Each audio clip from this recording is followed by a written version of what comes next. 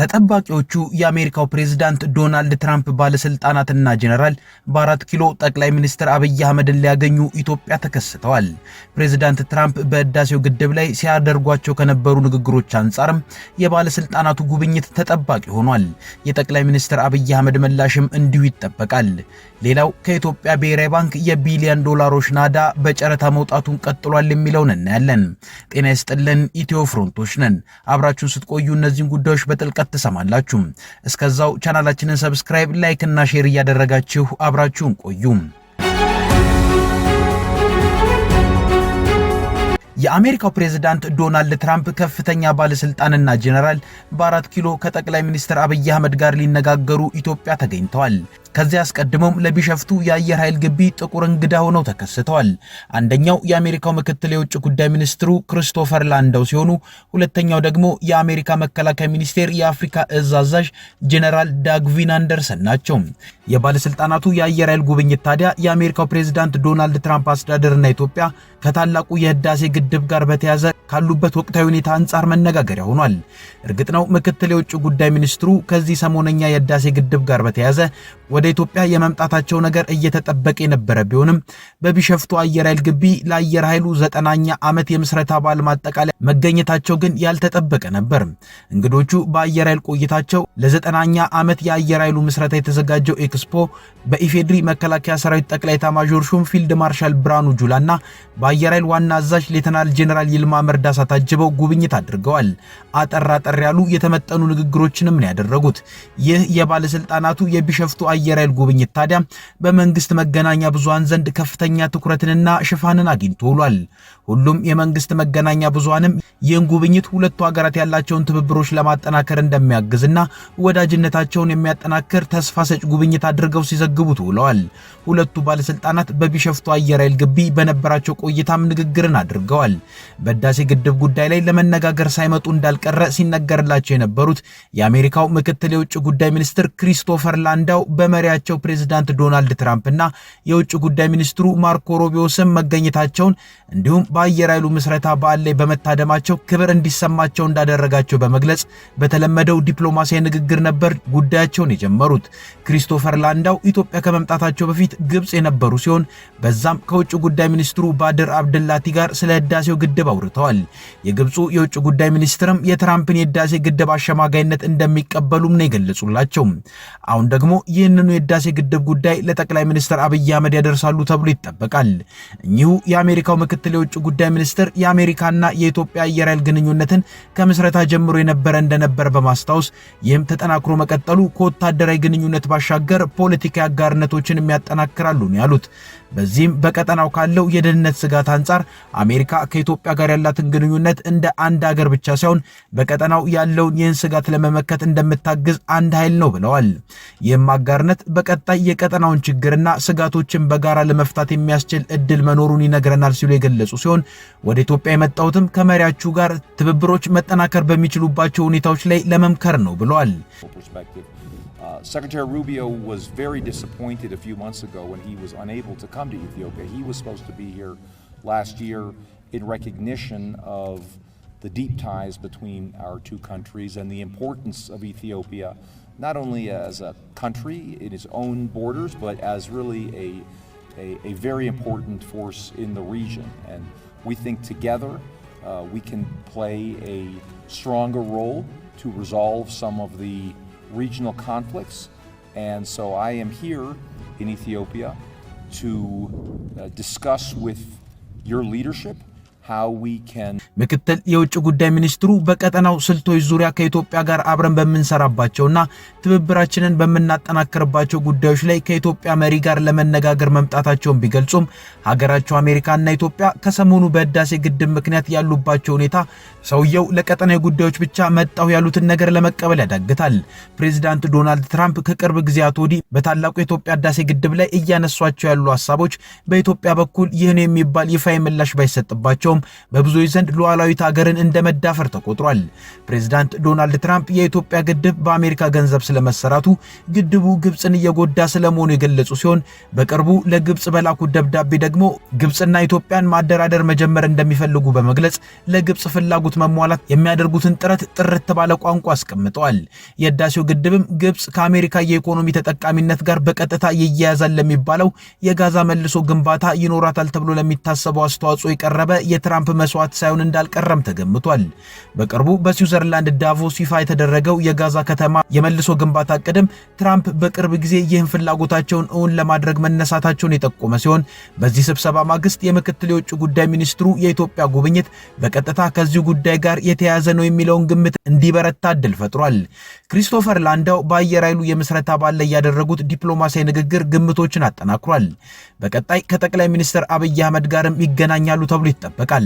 እስካሁን የአሜሪካው ፕሬዝዳንት ስለ ህዳሴው ግድብ ባደረጉት ንግግር ላይ ዝም ብለው የቆዩት ጠቅላይ ሚኒስትር አብይ አህመድ ምላሻቸው ይጠበቃል። ምላሻቸውም ትራምፕ ስለ ህዳሴ ግድብ የግንባታ ወጪ ባወሩት ጉዳይ ላይ ብቻም ሳይሆን ከግብፅ ጋር በሚቀርብላቸው የድርድር ጥያቄም ላይ ነው። በጉዳዩ ላይ ውጥረት ውስጥ የገባ አማራጭ ላይ እንደሆኑም ይነገራል። ሌላው በዚሁ የአየር ኃይል የምስረታ በዓል ላይ ንግግር ያደረጉት ከፍተኛው ባለስልጣን የአሜሪካ የአፍሪካ እዝ አዛዥ ጄኔራል ዳግቪን አንደርሰን ሲሆኑ በንግግራቸው አሜሪካ ለኢትዮጵያ የአየር ኃይል ምስረታ በባለሙያ ረገድ ያበረከተችውን አስተዋጽኦ በማስታወስ ሀገራቸው የነበራትን ድርሻ አጉልተው ለማሳየት ጥረዋል። ከዛም ባለፈ ቀጠናውን በሚመለከት ከአይኤስ እና አልሻባብ እንዲሁም በቅርብ ዓመታት ደግሞ በሁቲዎች አማካኝነት ያለውን የሽብር ስጋት ለመመከት በጋራ መስራት ይኖርብናልም ብለዋል። We are again at a time of great uncertainty where there are threats that we share here in the Horn. Common terrorist threats of Al-Shabaab, ISIS, and the coordination across the Red Sea with the Houthis trying to destabilize the region.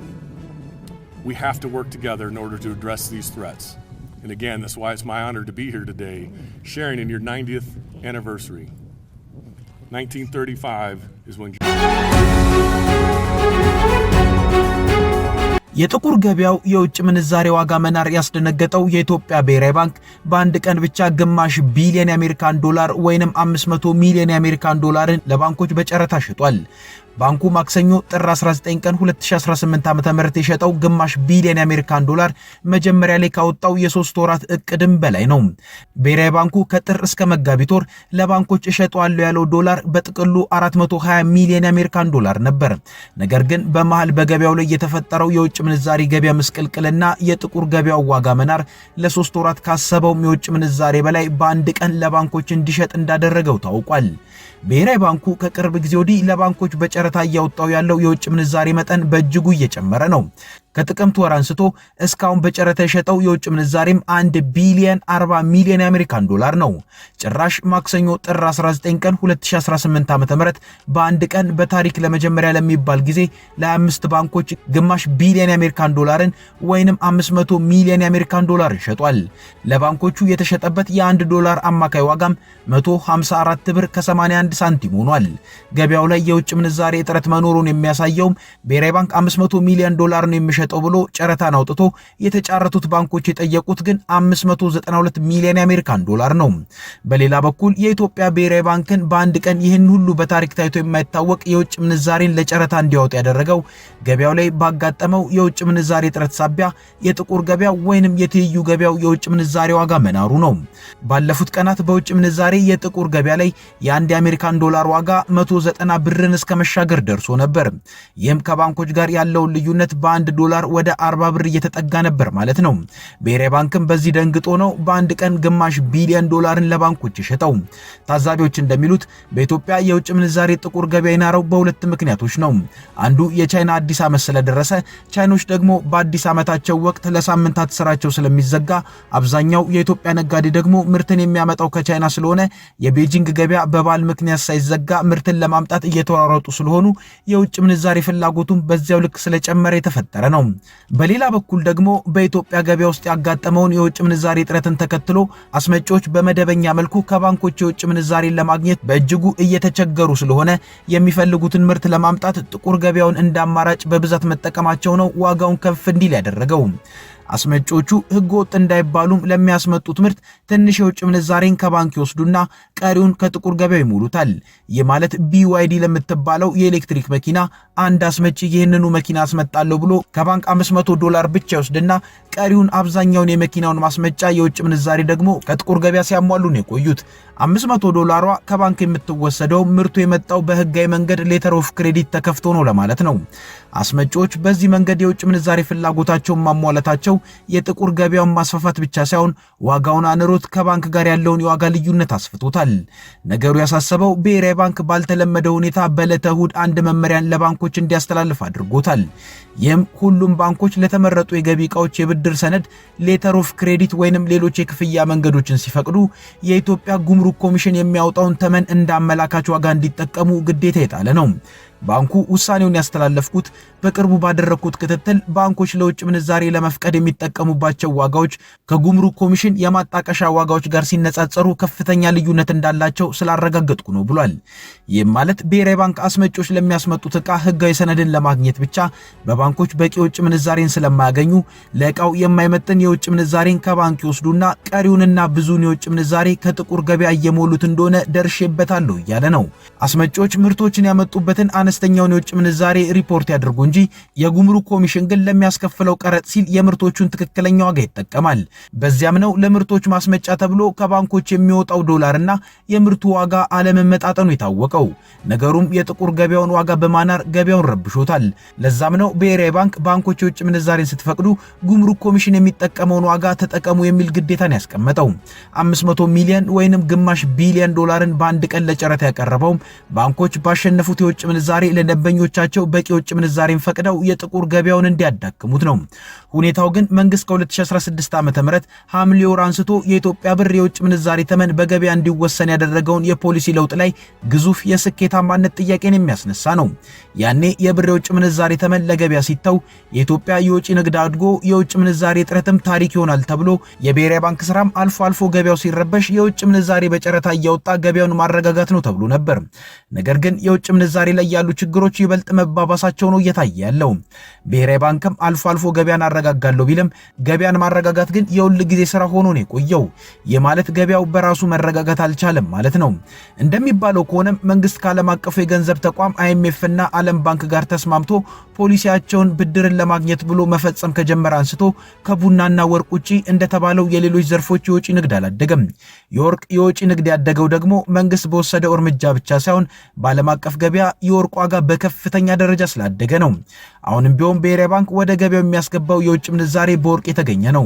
ወርቅን መግዛትና ኤክስፖርት ማድረግ የሚችለው እሱ ብቻ ስለሆነ ስለዚህ የተተገበረው የውጭ ምንዛሬ ፖሊሲ በራሱ ገበያውን እያረጋጋው ነው ማለት አይቻልም።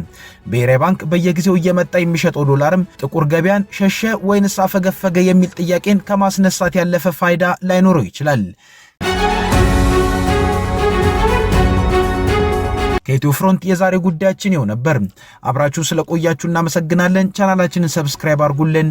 መልካም ጊዜ